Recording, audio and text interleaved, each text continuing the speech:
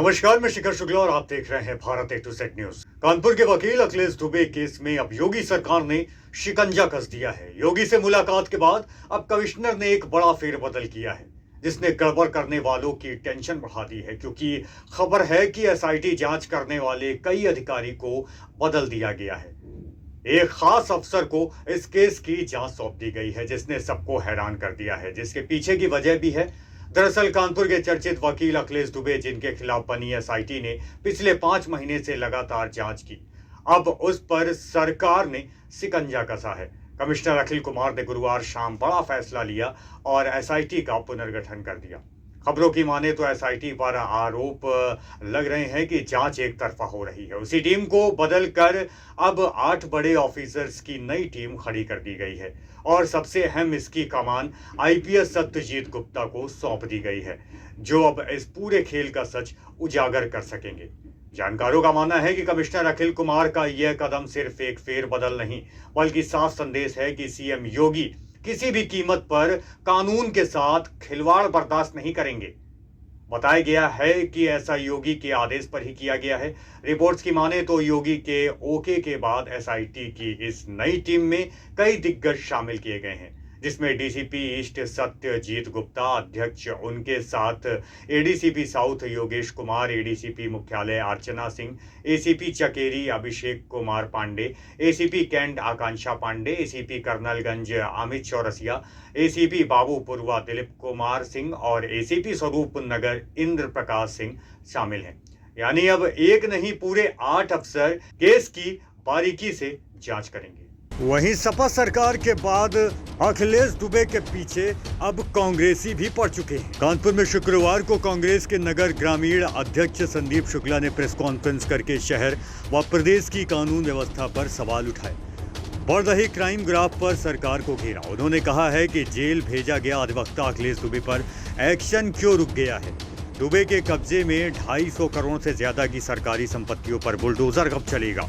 दुबे के खिलाफ 50 से ज्यादा शिकायतें पहुंची हैं, लेकिन एफआईआर दर्ज नहीं हो रही है। इसके साथ ही अन्य मामलों को भी उठाते हुए सरकार को घेरा। कांग्रेस की केंद्रीय कमेटी के आह्वान पर पूरे प्रदेश में प्रेस कॉन्फ्रेंस करके भाजपा सरकार में बढ़ रहे क्राइम ग्राफ पर सवाल उठाया गया। इसी क्रम में कानपुर के भी कांग्रेस कमेटी ने भारतीय जनता पार्टी और सूबे के मुख्यमंत्री पर प्रदेश में बिगड़ी कानून व्यवस्था को लेकर सवाल उठाया। कानपुर में माफिया अखिलेश दुबे का प्रकरण सामने है। पुलिस कमिश्नर अखिल कुमार ने दुबे पर एक्शन लिया है, लेकिन अब तक इन 8 सालों में कोई कार्रवाई क्यों नहीं हो सकी। आखिर इन संपत्तियों पर किन अफसरों का पैसा लगा है। दुबे के कब्जे में 250 करोड़ से ज्यादा की सरकारी संपत्तियां हैं। केडीए के जांच में यह सब सामने आ चुका है। इसके बाद भी दुबे के सरकारी कब्जों पर बुलडोजर क्यों नहीं चल रहा। वहीं दूसरी तरफ महानगर अध्यक्ष पवन गुप्ता ने कहा है कि कानपुर अब अपराधपुर बन चुका है।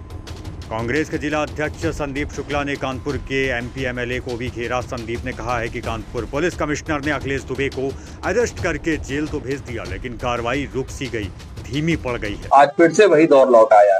योगी आदित्यनाथ जी की सरकार को 8 साल हो गए। इन 8 सालों में अपराध का ग्राफ गिरा नहीं है, बढ़ा ही है। और इसके लिए मैं पूरी तरह उत्तरदायी मानता हूँ योगी आदित्यनाथ जी की सरकार को, और उनसे नैतिकता के आधार पे इस्तीफा भी मांगता हूँ। अभी कानपुर में आप लोग देख रहे होंगे, एक बहुत बड़ा प्रकरण चर्चा में है, एक माफिया अखिलेश दुबे का। इस माफिया अखिलेश दुबे के ऊपर अभी कार्रवाई जरूर हुई है। सीपी अखिल कुमार साहब जब से आए हैं तो उन्होंने इस माफिया पे नकेल कसने का काम किया, लेकिन इससे पहले के अधिकारी क्या कर रहे थे। तो किन अधिकारियों के कार्यकाल में इतना बढ़ा, इतना अकूत संपत्ति का मालिक बना। जो 25 साल पहले व्यक्ति एक छोटा सा अपराधी था, एक मुखबिर था और साइकिल स्टैंड में पर्ची लगाता था, किराए के मकान में रहता था, आज वो अकूत संपत्ति हजारों करोड़ का मालिक बन बैठा है। ये केडीए की एक रिपोर्ट है कानपुर विकास प्राधिकरण की, जिसके अनुसार 2500 करोड़ रुपए की जमीनों पे उसका कब्जा पाया गया है। इसमें तमाम बिंदुओं की रिपोर्ट केडीए ने दी है। 2500 करोड़ रुपए ये सिर्फ कानपुर के हैं। इस तरह की ना जाने कितनी जमीनें देहरादून, गोवा, मुंबई, शिमला, हर जगह उसके जो है जमीनें हैं। और ये जमीनें मुझे नहीं लगता अभी तक 1000 बीघा जमीन चिन्हित की जा चुकी है।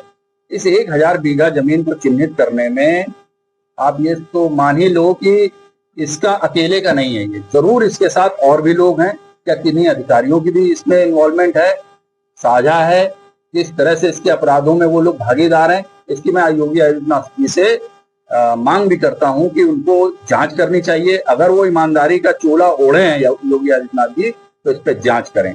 और मेरे को एक चीज की और बड़ा ताज्जुब होता है कि कानपुर में हमारे 10 जनप्रतिनिधि हैं, शहर और ग्रामीण मिलाकर, एक जनप्रतिनिधि ने इनके खिलाफ आवाज नहीं उठाई, अखिलेश दुबे जैसे माफियाओं के खिलाफ।